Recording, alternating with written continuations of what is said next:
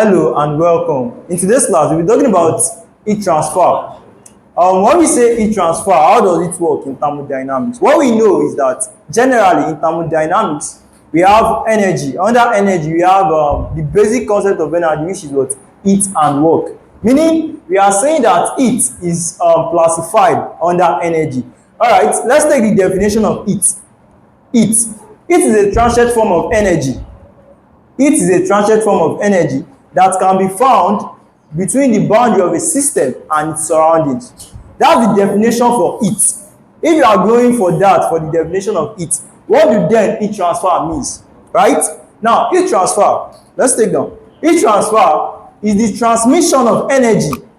Heat transfer is the transmission of energy from one region to another region.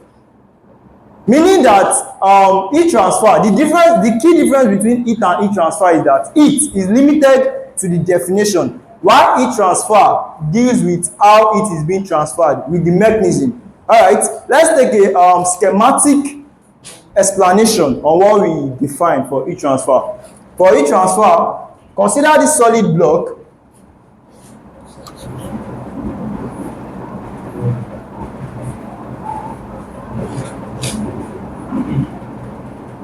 Consider this solid block. We have, from the definition, we said heat transfer is the transmission of energy from one region to another as a result of temperature gradient. Meaning, before it can be transferred, there will be a difference in temperature, right? Now, schematic explanation on that. Let's say we have this place. This is one region. This is region 1. This is the initial region. Let's say we have these two.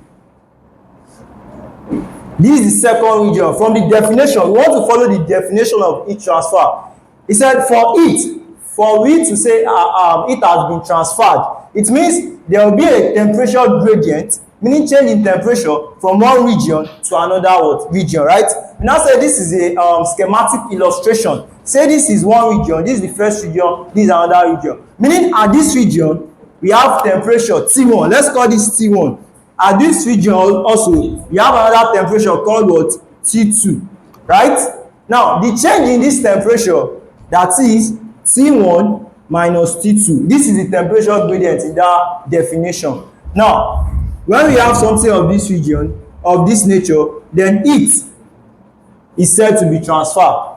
Are you with me? It is said to be transferred. Why? Because we have temperature in what? In the initial region and the what? Second region.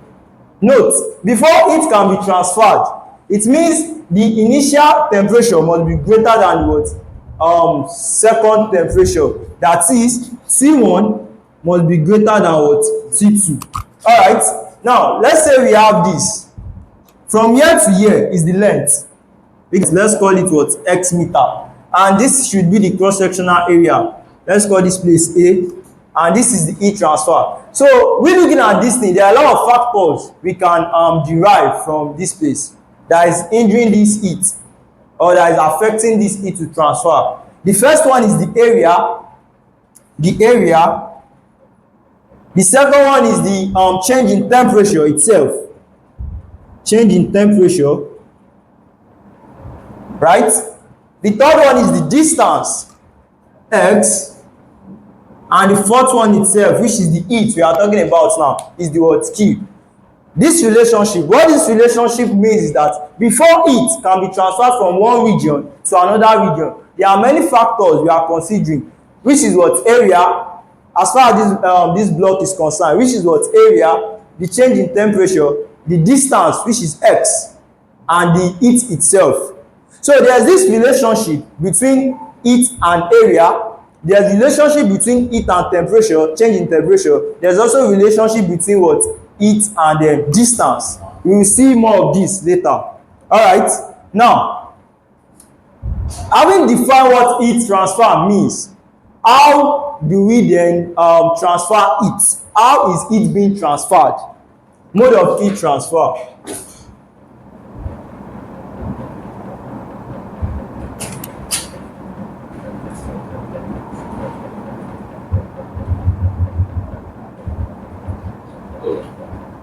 When we say mode of heat transfer, it means different ways in which heat can be transferred, right?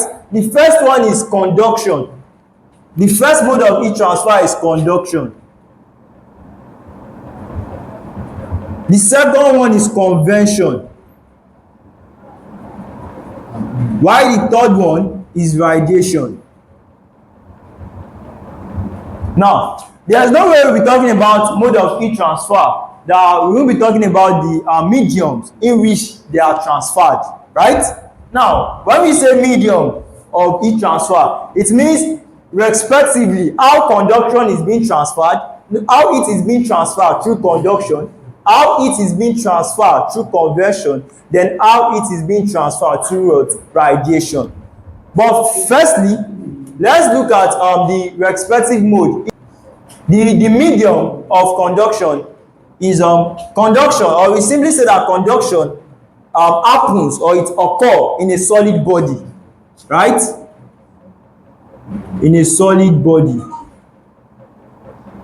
Convection occur in what? Fluid, right? When we say fluid now, it means both liquid and what? Gas, right?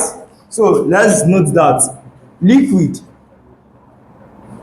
in bracket, fluid in bracket, liquid and what? And gas. Then the third one, radiation. Before you can, when you are transferring it through radiation, it requires no medium. No medium. Hence, you can say electromagnetic wave. You understand? You know, from physics, from our understanding of physics, we said electromagnetic wave does not require what? Medium for its propagation. So we can relate that to this. When we say radiation, radiation has no medium, does not require any medium. Meaning, we can also say that electromagnetic wave. All right.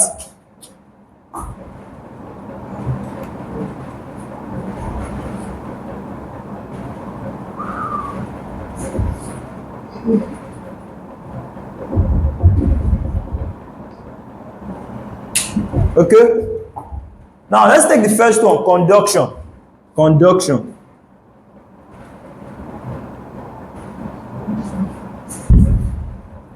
Let's look at conduction. By definition, what does conduction mean? Conduction is the transfer of heat from one substance to that same substance, or in physical contact,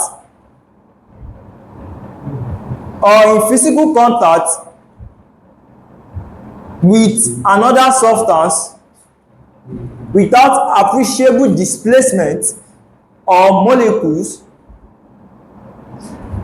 forming the substance. What that means is that, are we together? What that means is that, let's say we have this rod. Consider this rod. Consider this rod. From here, we said this rod, let's from that definition, let's say this rod is the whole substance, right? Now, from the definition of conduction, it is this transfer of heat from one substance to that same substance, right? This rod as a whole is a substance. Now say, or let me use this as a typical explanation or illustration. Now, say you have your pot at home on your stove or gas. You are boiling your water, your hot water there. Now take this your iron spoon. You know, you hold the handle. By the time you put it inside that water, for some while, what will you observe? You know, initially, the state of that iron spoon, it was cool, abi? Shey? By the time you now put it inside, you observe that for some while, the handle that you are holding, the tip, will get hot. And it was not the handle you put inside the boiled water, but the spoon itself. So what are we saying in essence? It means that the boiled water, the heat of the boiled water has been transferred from the spoon to the tip. You understand? So that's what we are saying. Or better still, say you put this rod. This is the tip of the rod. You put it inside that boiling water. then for some y, this is the handle that you are holding. You will feel the hotness in your hand, right? So that's a typical example of conduction from that definition. What the definition says again? The definition of conduction. The transfer of heat from one part of the substance. Meaning the transfer of heat from one part of the substance to that same substance, right? Or a physical contact with another contact without appreciable displacement of molecules forming them. Now, let's say you have two rods. This is the first rod. Join another rod.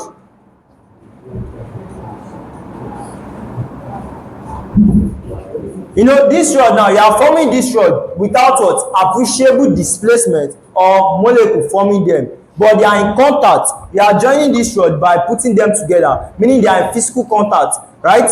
By the time the hotness this body will experience for some while, body 2, this second rod will also experience it, right?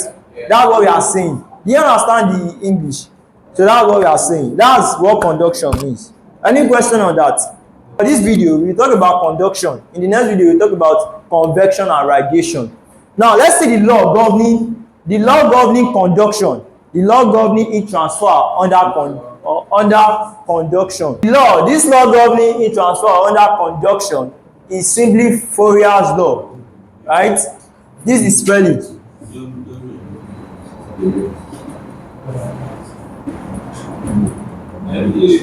Fourier's law. Let's take down what this law states. Fourier's law states that the rate of flow of heat through a simple homogeneous solid is directly proportional to the area at the section at right angle to the direction of flow and to the change of temperature with respect to the distance of the path of the heat flow. Now, what I want us to do is to take from that law each statement. We should take it one by one. That law, what that law is saying is that for conduction, we said the medium in which heat is transferred through conduction is what? Solid body, right? Now, we said the law governing heat transfer under conduction is what? Fourier's law. Now, this law states that, what does the law state? I want us to take it one by one. You know, earlier we said that this is where we are coming back to. Earlier we said we have this heat as relationship between area, temperature, and what? And distance, right? So this is where we are coming back to. Okay. What does the law state? The rate of heat flow. Okay, the rate of heat flow, meaning Q, right? Okay. Through an homogeneous solid. I'll use this to explain Fourier's law. The rate of heat flow, this is it. The rate of heat flow, which is Q, right? Through what? This is the homogeneous solid. This block is the homogeneous solid. Okay? It is directly proportional to what? To the area at the section. Right? Okay, the first statement, Q is directly proportional to the what? Area. This is the area here. Continue. Okay? At right angle. This is the right angle. You know, when you have something like this, say this is your Q, this can be your right angle. Abi, that's where the right angle is coming from. Okay, continue. Okay, to the direction of each flow. This same Q, the rate of each flow, which is still this same Q, is still directly proportional to what? Change of what? Temperature. This is it, C1 minus T2. C1 minus T2. Okay? With respect to the length. When we say with respect, it means divided by what we have, divided by temperature. This is what we are saying. With respect to what? Length. This is the length here. But let's say we have, let's reverse the English now by saying Q is inversely directly proportional to the what? Length. Right? So we have Q is this. Are you with me? Alright, continue. With respect to the length of part of each fluid. That's all. So that's what Fourier's law of conduction is saying. Now let's combine these three statements together. Combining this, we have Q is directly proportional to what? A open bracket T1 minus T2 all divided by what? X, right? As we know in variation, proportionality sign has to go away. Then we have Q is equals to what? Ka open bracket T1 minus T2 all divided by what? X.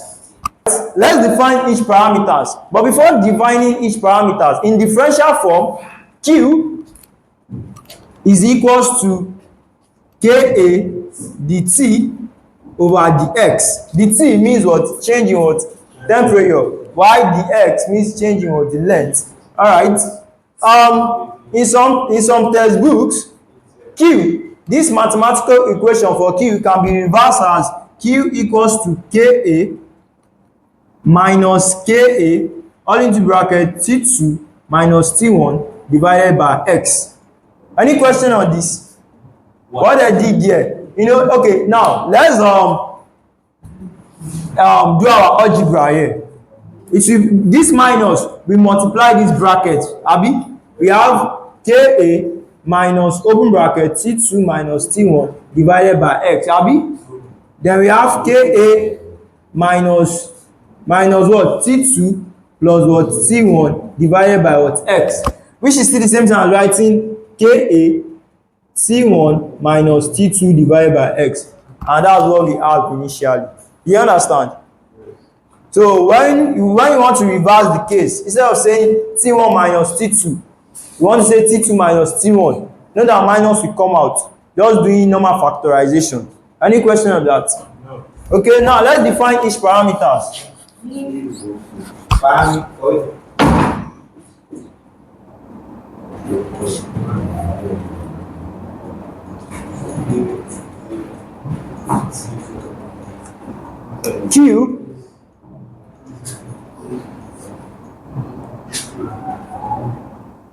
Q, where Q is the heat flow through a body per unit time.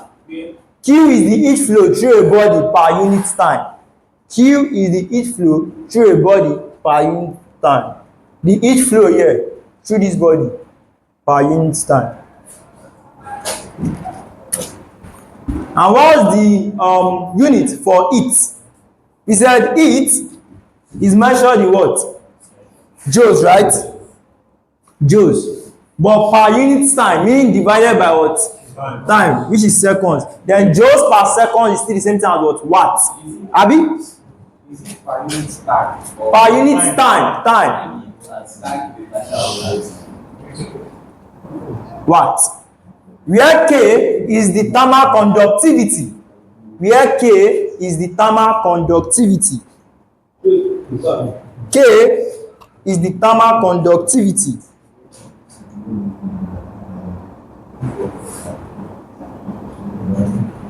The T, the change in temperature, meaning the T, temperature difference of the faces of the block. The T, when we say the T, it means what? T1 minus T2 is the what? Temperature difference of the faces of the block. This is the block here. The temperature difference between this face and this face is the T. The X, thickness of body in the direction of flow. Thickness of body in the direction of flow. Yeah, that's the X. And its unit is in meter. Area A, surface area of heat flow. Surface area of heat flow has its unit in meter square. Now, what is the unit for K? What is the unit for K? Let's get the expression for K and assign units to it. You understand what I'm saying? You know, from here we've defined what Q is. Q is in watt, area is in meter square, S, which is the thickness, is in meter, temperature, which is change in temperature in this case, is in degrees Celsius or Kelvin. Now, when we say K is the thermal conductivity, then what is the unit? Let's see the unit of K. Meaning that from this formula, make K the surrogate of the formula. That's what it means. From here, let's make K the surrogate of the formula. From Q equals to K, okay, Ka open bracket T1 minus T2 divided by what? X. Let's make K the surrogate of the formula. Let's do that together. Cross multiply, Abi. Yes. We have Qx equals to what? Ka open bracket T1 minus T2. We want to make K the surrogate of the formula. Divide both sides by A open bracket T1 minus T2. This cancel this. This cancel this, right? You are left with K equals to Qx divided by area open bracket T1 minus T2. Now, substituting each unit for it. For Q, what do you say the unit of Q is? Watt. We have watt multiplied by X, which is the distance. What's the unit? Meter. From here. Meter multiplied by meter divided by area. What's the unit for area? Meter square. What's the unit for temperature? Or Kelvin. Let's go with Kelvin now. From here, what are we saying? We are saying that K, thermal conductivity, from here, meter cancel here 1, meter cancel here, you are left with what? Meter. We are not saying that K has its unit to be what? Watt divided by what? Meter Kelvin. Right? Now, let's bring this unit for K here. We can simply write thermal conductivity, which is K, to be what? Watt per meter Kelvin. We are going with this when the temperature is measured in Kelvin. But what if the temperature is in degrees Celsius? It means K is equals to watt per meter degree Celsius. So we've been able to assign unit to the respective parameters, to the respective quantity. Any question on that? So that's what it means when we say law governing heat transfer under conduction, which is what Fourier's law. All right.